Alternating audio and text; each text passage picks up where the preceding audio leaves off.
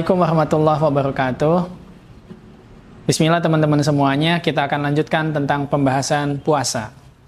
Puasa yang pertama mengajarkan kepada kita tentang kepatuhan.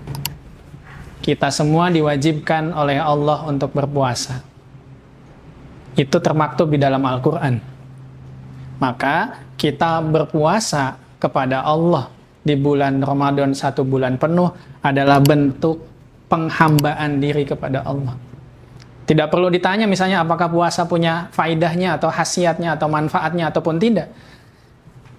Yang kita harus lakukan adalah taat dan patuh tanpa perlu mempertanyakan apakah puasa punya nilai kesehatannya ataupun tidak.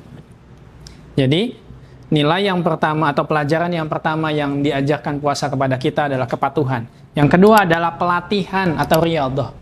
Selama 1 bulan kita dilatih untuk menjaga ucapan, menjaga perbuatan, untuk tidak menyakiti orang lain, menjaga jasmani dan rohani kita dari hal-hal yang dapat membatalkan puasa dan pahala puasa. Maka harusnya 11 bulan selain Ramadan, kita juga meneruskan apa yang menjadi amaliyah Ramadan kita. Karena 1 bulan kita sudah dilatih. 1 bulan kita melakukan riyadhah, latihan jasmani maupun rohani.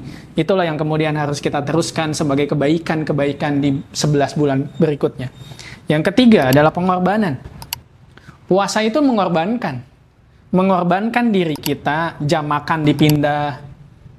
Yang ketika malam hari biasanya tidak qiyamul lail, akhirnya jadi qiyamul lail. Itu pengorbanan, tujuannya adalah lillahi ta'ala. Seorang hamba melakukan pengorbanan. Kalau ditanya misalnya,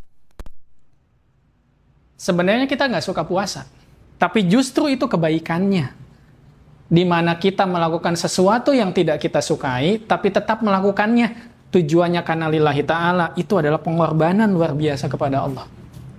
Yang keempat adalah penyucian diri.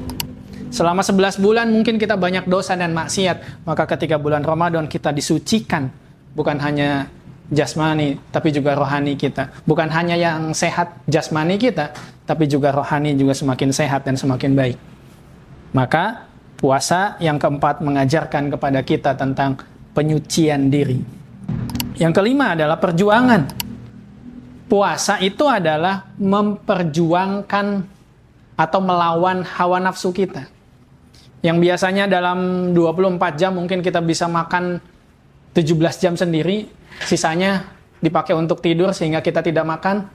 Tapi ketika puasa, kita berjuang melawan nafsu tersebut. Bahkan justru perjuangannya sangat besar, yaitu melawan diri sendiri. Jihadun nafsi. Jihad yang paling besar kan adalah melawan ego, melawan nafsu sendiri, melawan syahwat. Sehingga bagaimana kemudian syahwat dan hawa nafsu itu bisa kita kendalikan untuk Allah Subhanahu wa Ta'ala. Yang keenam adalah keikhlasan. Kita berpuasa itu adalah khalisan lillah, semata-mata untuk mendapatkan ridho dari Allah Subhanahu wa Ta'ala, bukan ingin mendapatkan yang lain. Yang kita ingin mendapatkan adalah libtigha'i mardatillah, adalah ridho Allah. Yang ketujuh, puasa ngajarin kepada kita tentang i'tibar, bahwa kita itu adalah makhluk yang lemah. Selama beberapa jam kita berpuasa, nyatanya kita jadi lemes, jadi lemah. Sehingga makanan dan minuman yang awalnya sangat sederhana, misalnya contoh air putih yang biasanya kita minum setiap hari, lupa kita syukuri. Ketika buka puasa tiba, akhirnya kita menyadari betapa air putih itu yang kita teguk di awal berbuka puasa menyegarkan dahaga kita, menyegarkan tenggorokan kita. Dan inilah sebagai bentuk i'tibar bahwa kita itu adalah makhluk yang lemah. Mudah-mudahan puasa membuat kita semakin baik, semakin harmonis, semakin akrab dengan Allah Subhanahu wa Ta'ala. Barakallahu fikum. Assalamualaikum warahmatullahi wabarakatuh.